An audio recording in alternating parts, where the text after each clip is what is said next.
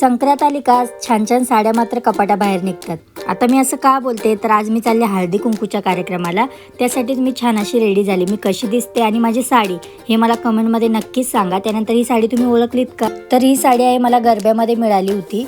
तर त्याचं ब्लाऊज वगैरे खूप दिवसापासून रेडी होतं, पण साडी घालण्याचा मुहूर्त काही लागत नव्हता. कसा बसा आज मुहूर्त लागल्यावर मी हा चान्स कधी सोडणार नाही. त्यानंतर नम्रताताईच्या घरी आम्ही हळदी कुंकूला आलो आणि या नम्रताताई खूप छान दिसत होत्या. त्यांनी रांगोळी पण खूप सुंदर काढली होती. त्यांच्या नंदेच्या या पहिली संक्रांत होती, त्यामुळे इथे खूप छान अरेंजमेंट होती.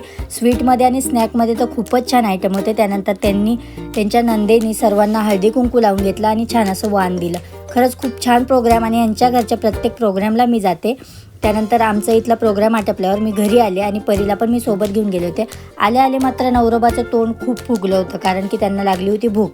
मग काय आले पदर खोसला आणि सर्व जेवण तर मी बनवून गेली होती, फक्त गरम करून घ्यायचं होतं. आणि आपण किती पण नटलो आणि सजलो ना, आपल्याला किचन मात्र कधी सुटणार नाही. माझ्या व्हिडिओमध्ये तुम्हाला कळलंच असेल.